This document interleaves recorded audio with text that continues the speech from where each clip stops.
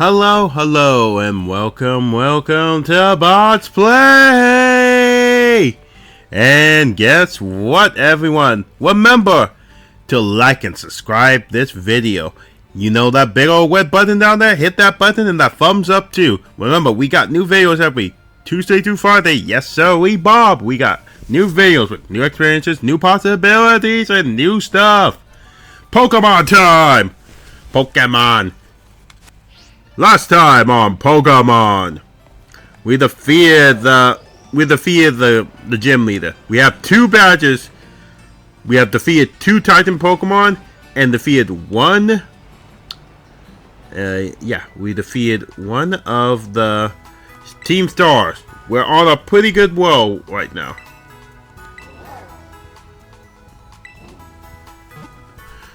So we are about 1/4 through the. We are 1/4 through the gym bag collecting,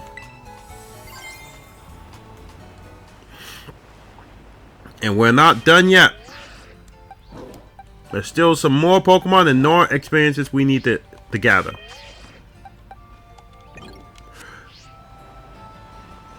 Well, I'm gonna do some research and figure out when a certain Pokemon evolves.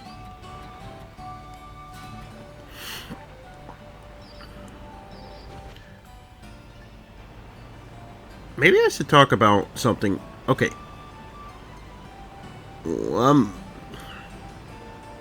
You may notice that a lot of the text is yellow. Important text is highlighted yellow. Items like this is highlighted yellow.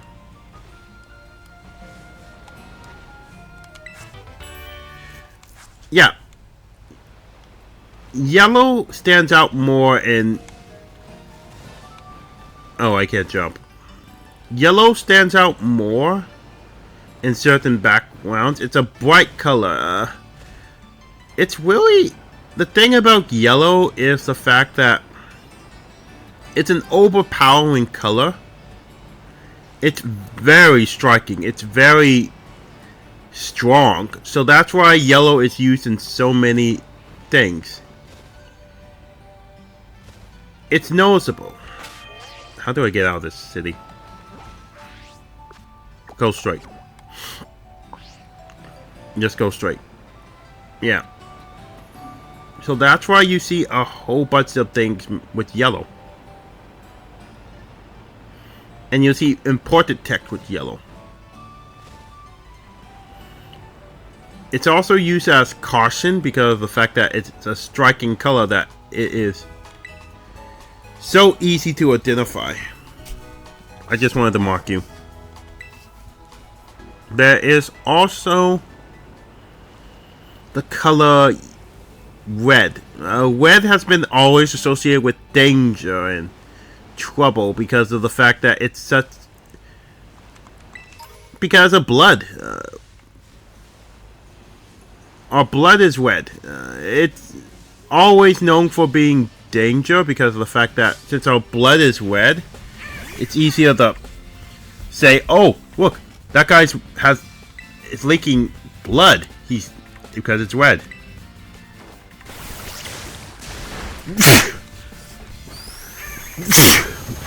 Stupid allergies. But there's other things.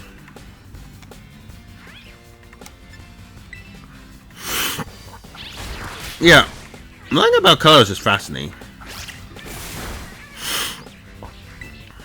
You learn about colors when you're an artist like me.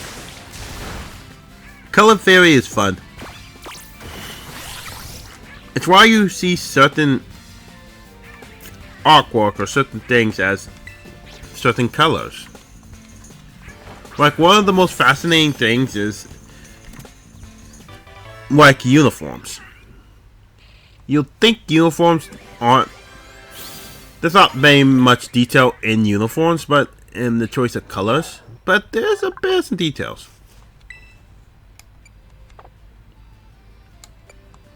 Like my job uniform is blue. Blue is known for being a color that is for thinking and for questions. It's why if you work at Walmart, there's a hope you may get some weird questions because you're wearing blue. Unlike like Target's colors, which is red. Red is supposed to be a more frightening, more hot-blooded color. It's also there's also this weird thing that if you drop red cars are more likely to get into more accidents, which is funny because I have a red because my car is red and I strive not to get into accidents. This phenomenon is mainly because of the fact that since the color, oh, you're adorable trying to fight that little Tauros. Whoa.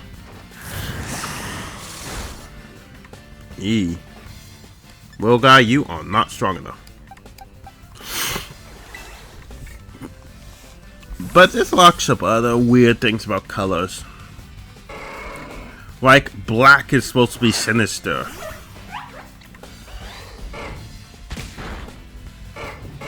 That's why... Wait, aren't you fighting? There's a lot of things. It's always fun to research about colors because of the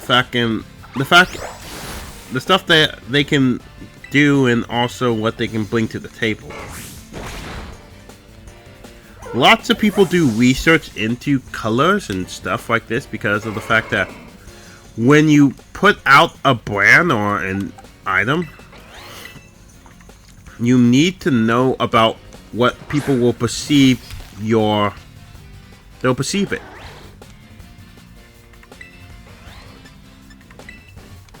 And what you're going to get when you mix certain colors. And the benefits of certain colors.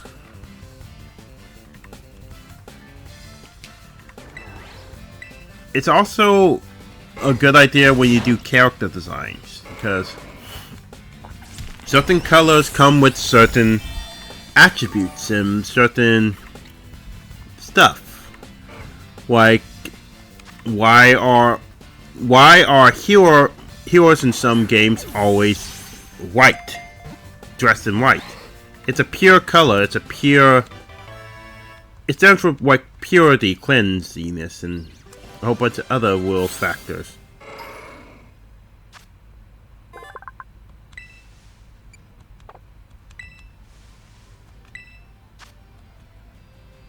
It's into the box.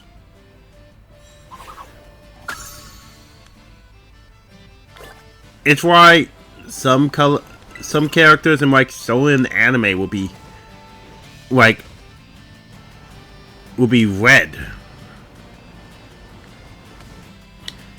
Because it's a fiery passion and it's a fire color. It's also why there's the Red Ranger is the leader of the team. It's weird because you can also use those. You can also use them to trick people. You can use the color black, since it's supposed to be a sinister, evil color, as a means to trick people into thinking that this character's gonna be trouble. In actuality, they're not trouble. They're actually a very helpful, good character. Because you do, when you're making a character, you do sometimes want to you want people to perceive your character, but you also sometimes want to lie a little bit. Color could be a way of expressing what you think. It's a way of tricking your audience. I mean, if you look at, like, I can't believe I'm going to mention it,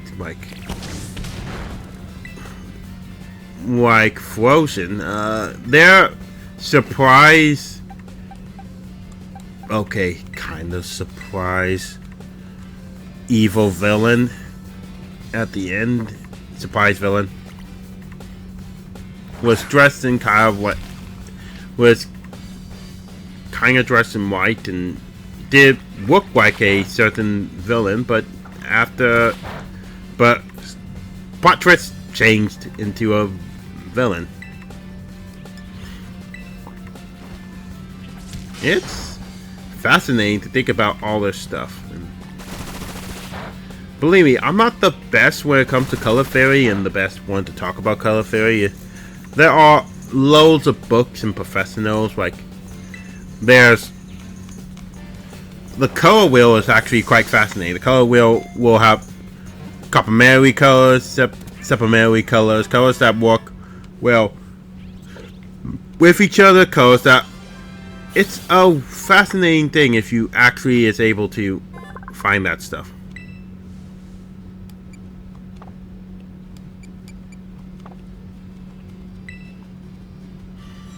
And Color Fairy is not just for design and stuff. It's good if you know this stuff when you're making a room. When you're designing a room. Because you probably don't want your bedroom to be like this loud red. Nor do you want... You don't want it to be like a loud color. If you want some place to sleep, you mainly want it to be like a neutral or a light color. Not too bright inside that it will hurt your eyes, not too dark that... It's also kind of funny. Because if you notice in break rooms are funny. Okay, so if you... Here's a quick little side note. Why are break rooms always bright? Always white and bland and not very colorful? There's a reason. And it's actually quite interesting. It's the reason why break rooms are not bright and shiny and not...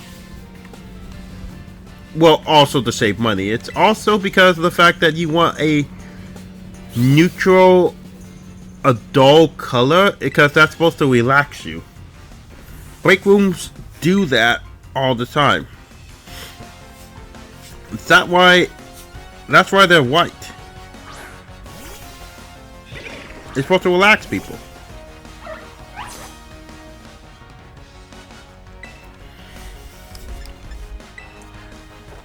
The more you learn about Color Fairy and the more you learn about it, you start noticing the little subtle things that people do and the subtle stupidness of how they trick you into buying things or how they trick you into looking at certain things.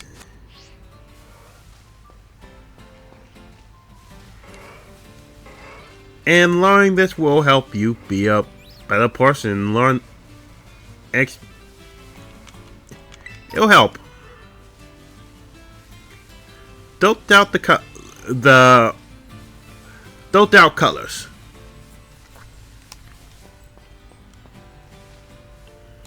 Because as I said, the text is yellow.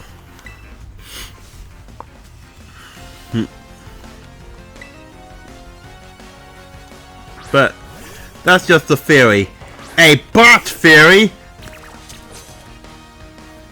Oh my goodness, I can't believe I said that. I'm worse than Matt Pack. Oh, Matt Pack. Matt Pack is just interesting. It's kind of funny to think about all these science shows. My sister is a scientist. She's molecular biologist. But it's funny for her to watch these science shows because she will point out all the flaws and problems with the testing and method. It's not 100%. But the thing about that is the fact that these science shows have to convey science to an audience that don't know science that much and knows very little. So they're not going to be always the most accurate, and they're not going to give you the most vivid details and stuff. It does suck because some very bad math and stuff can happen because of certain science shows and can cause problems. Lots of problems. But there's also the thing about the fact that they are trying to entertain. Too much detail is as bad as too little detail. Because yes, it would be nice to have a comprehensive science show that dives deep into all of the science and nuances of things. But that will be boring to the regular audience like me or other people. Mythbusters is known for having some weird science and can be not the best show because of the fact that they're not really scientists, they're special effect people. But it is an intro.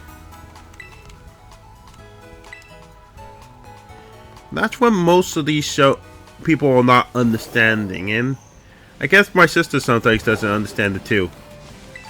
It's trying to be entertaining and trying to get people into this. It's conveying small things, but not trying to overload you with too much information. It does suck that some of these shows are not going to be the best written, not going to be the best planned out, and it's a lizard motorcycle! It's a Pikachu! It's a Pikachu!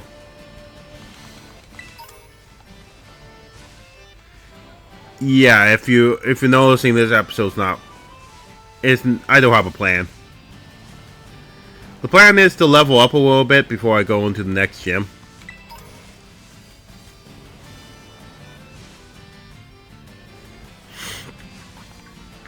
So I'm doing some leveling up.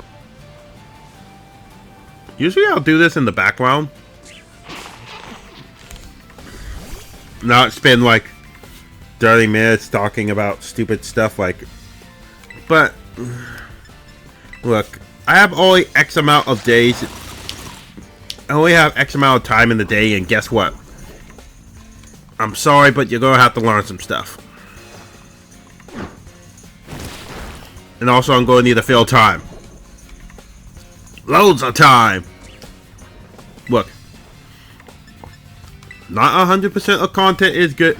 It's going to be thrilling, amazing content. It's not always going to be, ooh, I defeated a boss this time. Ooh, I just got a new item. It's going to be mindless, stupid chatter and stupid stuff. This is what happens when you have a Let's Play channel. You can't have it all. But yeah, that's the problem. Trying to be entertaining while randomly talking about bullcrap that you know off the top of your head.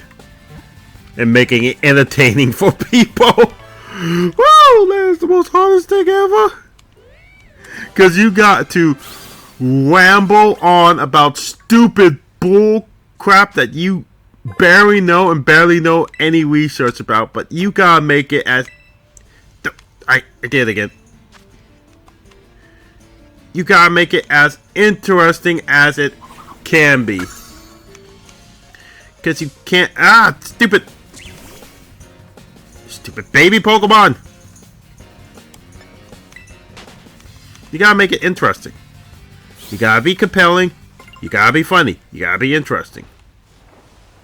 Which is a problem. Because of the fact that you can't be interesting all the time. And it's true. It's kind of funny because I love Markiplier. Markiplier is... Ah! Almost got run over by a lizard. I love Markiplier. Markiplier is really fun. It's a fun, interesting guy, but sometimes you can tell when he's... Ouch. Sometimes you can tell when he's making up stuff off the top of his head and improvising and trying to be funny. But he does have more hits than misses most of the time because he's well versed and understands what he's trying to do and convey. Plus he... Ugh, man, that swam is just killing me. Because he knows what he needs to talk about, and he also has a team behind him. I mean, Lixium. Lixium's amazing. The way he can animate things on the fly and just do things. Don't get me wrong, Lixium's not the only anime. He's just the head anime.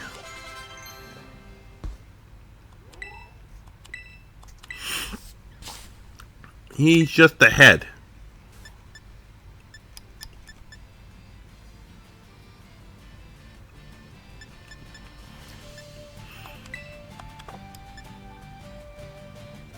Yeah, he's the head animator.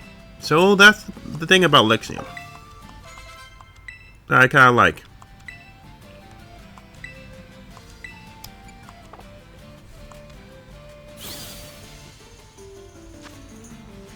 But yeah, he has a team and he... Ah, I keep doing that! God, stop doing that! Why do I do that? Yeah, he has a team. He has people behind him, and he has his group of friends, Bob and Wade. He has people. And I do have people. I do have... I have some fun people, and they have given me some ideas, and... But that's the thing about being a quote-unquote YouTuber. As much as I think it's a solo job, it's not a solo job. It's a partnership with your viewers, with the people who are watching you. Because it's give and take. I need to know what you guys like, and I need to know what you guys want. And I know what sucks the most is the fact that YouTube comments are stupid, because of the fact that many people just comment about the stupidest things or use the YouTube comic as a, you know, trash bin to vent their frustrations and stupidness. But that's how you convey what you want. It's also how I know if a series is going well. If you ever wonder why certain series have, you know, disappeared, like High Five was, and other... Oh, I was in the spring. It's because the viewer count was steady and not going, and I had to try something new. It's also why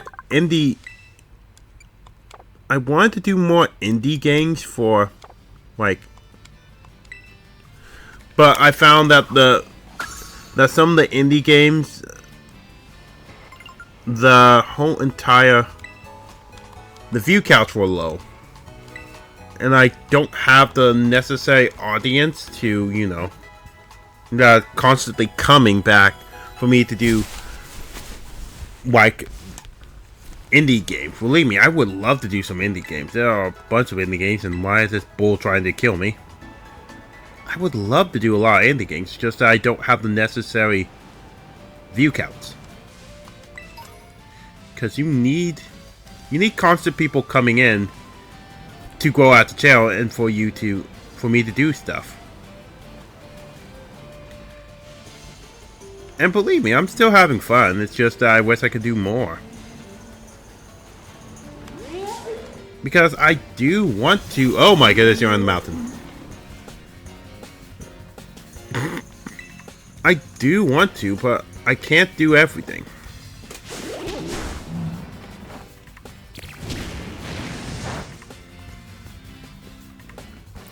Nor should I do everything.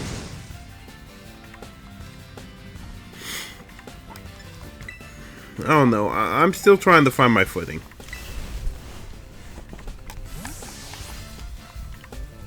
I kind of knew this was going to happen when I started this. That it's hard. It's not easy. But I want to at least try it. See how it goes and see what happens. Oh, fudge, I killed it. Because the view counts are not bad. I mean, I am getting a good number of people who are watching. Yes, it would be nice to have higher counts and have higher things, but I have to be realistic.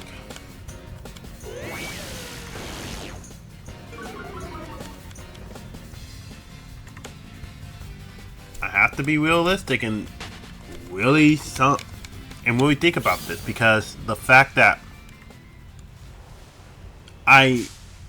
stupid bird.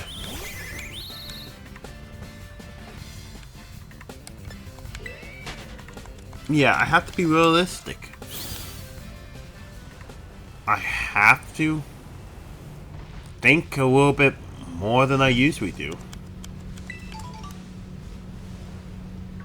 Because the fact that I'm putting my time, my effort, my money, and a whole bunch of my stuff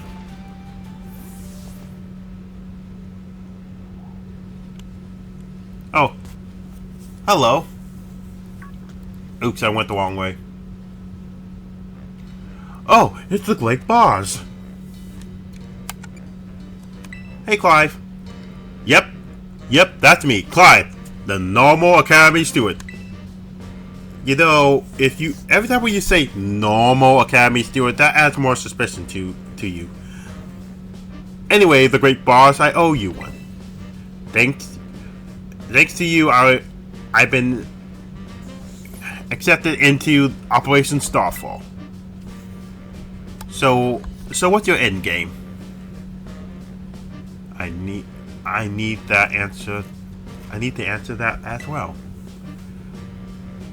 How do I resolve this situation with Team Star? And what cause their members to act oddly behavior? What situation? Team Star is subjected. Team Star is subject of more than a nasty rumor swirling around, you know. Some say their bullies cause a worrying of many stewards to drop out of the school. Others say they're holed up in their basement plotting to cause trouble for the academy. There's rumors. The matter I'm directly confronted with is something else. I'm talking about Team Star presidential. They've been skipping class for a while now. 5 of them in particular, the so-called bosses of Team Star, hasn't set foot inside Class in over a year. Seems the Team Star Wakes and Flower have recently started stirring up mischief as well. That's why it took it upon myself to issue a direct order to Team Star to disband. I informed them they would, if they refused, I would have no choice to expel all stewards affiliated with their team. I'm afraid there's no response, and the deadline I set to make this their choice beyond the digital expulsion is nigh. So you see, when I overheard you talking on the phone with Cassiopeia, I could not have it come at a more severe time. It's me, Cassiopeia. Can you hear me? Another time then. Be careful.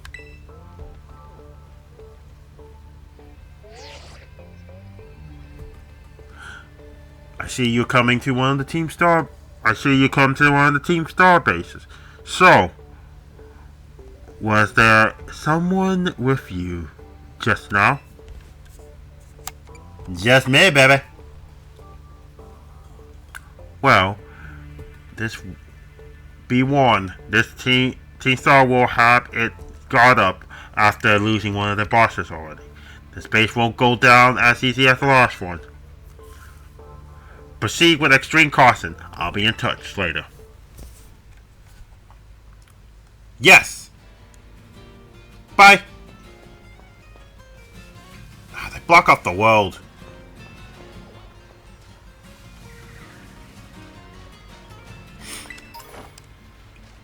Dang it, they blocked off the world.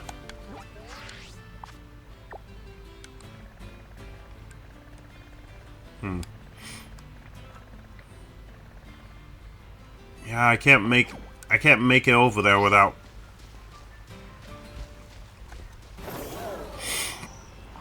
Looks like I gotta have to deal a blow to Team Star.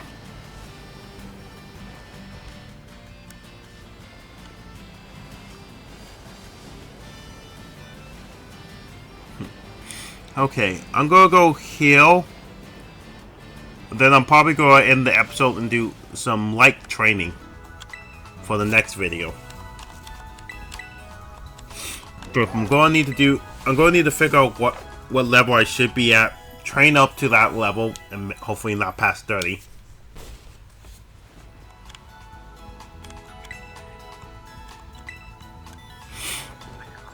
And get ready for a fight.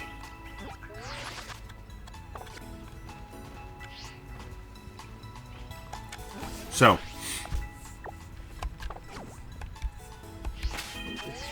let's end it here.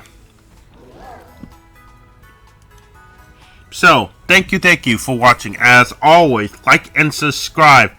And I'll see you when I see ya. Bye-bye for now. And let me just save the game, because this might be problems. So, bye-bye, babies. Ugh, I'm never going to say that again.